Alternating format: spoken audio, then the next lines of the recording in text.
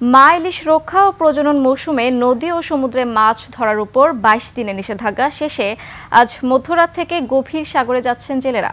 এরই মধ্যে ইলিশ শিকারের প্রয়োজনীয় প্রস্তুতি সম্পন্ন করেছেন তারা। ট্রলার ও জাল মেরামত করে জাল, দড়ি ও বরফসহ বাজার সদাই ট্রলারে তুলে নিচ্ছেন।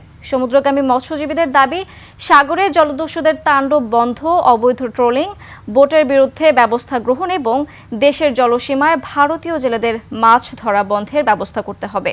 কুয়াকাটা ও বরগুনা প্রতিনিধির তথ্য ছবিতে ডেস্ক রিপোর্ট।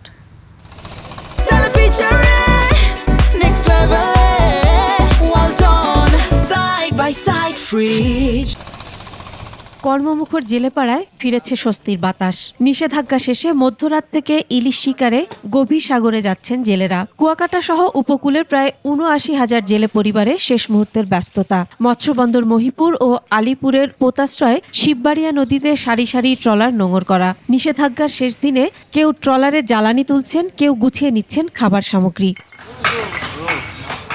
অনেকে আবার জাল ঠিক করছেন, সাজাচ্ছেন মাছ ধরার সরঞ্জাম। রাত ১২টা বাজলেই একসাথে কাঙ্ক্ষিত ইলিশ শিকারে পাড়ি জমাবেন সাগরে। বুক ভরা আশা, এবারের যাত্রায় ভাগ্য খুলবে ইলিশে। বোটবাড়ির ডক করছি, সাগর যাবো। আল্লাহ যদি মাছ পোনা দেয় তাহলে মানুষের দেয়দানা দিতে পারবে। ২৫ কেজি চাল দিয়ে আমাদের সংসার চলে না। আমার কোনো নিবন্ধনও নাই, আমি কোনো জেলে চালও পাই না। জেলেদের অভিযোগ, নিষেধাজ্ঞার সময় ভারতীয় জেলেরা দেশের জলসীমায় ঢুকে মাছ ধরে নিয়ে যায়। এছাড়া সরকারি প্রণোদনার ২৫ কেজি চাল থাকলেও বাস্তবে মেলে ২২ কেজি। অনেকেই আবার এই সুবিধার বাইরে। এরপরও মহাজনের ধার শোধে সমুদ্রমুখী হন তারা। আমরা তো ঠিকই মাইনে চলি, ১২ তলারা আইয়া মাছ ধরে, আমরা তো আর মাছ ধরতে পারি না। আমাকে যদি পরে দেয়, ইন্ডিয়ার জালেরা আইয়া আমাকে বাংলাদেশের মাছ মারিয়ে লই যায়। স্থানীয় জনপ্রতিনিধিরা বলছেন প্রণোদনা বাড়ানো প্রয়োজন।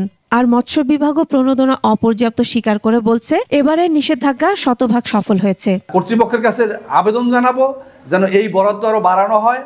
না বাড়ালে জেলেরা আসলে তারা ভিন্ন পথ অবলম্বন করে, তারা মাছ ধরতে যেতে চায়। আইন মেনে চলার যে একটা ধারাবাহিকতা, সেই ধারাবাহিকতার ফলে আমরা আশা করি যে তারা এবার নদীতে এবং সমুদ্রে তাদের যে কাঙ্ক্ষিত ইলিশ সহ অন্যান্য মাছ তারা পাবে। নিষেধাজ্ঞার সময়টাতেও ভারতীয় জেলেদের সাগরে মাছ শিকার বন্ধে কূটনৈতিক পদক্ষেপ নেয়ার দাবি এই কর্মকর্তার। আঞ্চলিক যেই দেশগুলো আছে তাদের সাথে যদি একটা সমন্বয় করে ২২ দিনের অবরোধকে তাদেরকে মান্য করানোর জন্য কোনো গ্যাজেট প্রজ্ঞাপনের আওতায় নিয়ে আসা যায়। সাগরে নামার প্রস্তুতি নিচ্ছেন বরগুনার জেলেরাও। ট্রলার ও জাল মেরামত শেষ, জাল, দড়ি ও বরফ সহ বাজার সদাই ট্রলারে তুলে নিচ্ছেন। সরকারের দেয়া নিষেধাজ্ঞা মেনে মধ্যরাতে জেলেরা শুরু করবেন মাছ শিকার। জেলেরা জানান, অবৈধ ট্রলিং বোট কর্তৃপক্ষকে ম্যানেজ করে আগে মাছ শিকার শুরু করে। আছে জলদস্যুর আক্রমণের ভয়, ফলে সাধারণ মৎস্যজীবীদের ফিরতে হয় মাছ শূন্য ট্রলার নিয়ে। সাগরে যাইয়া যদি আল্লাহ মাছ দেয় তারপরে উঠতে যাবো। সাগরে দেখা গেছে কি ট্রলিং আছে, ট্রলিং এ মাছগুলো সব ধরে ফেলায়, আমরা জাল ধরে ঠিক মতো বাইতে নিই। ডাকাইতে খুবই লড়াই, জাল মারতে দেয় না, মাছ ধরতে দেয় না।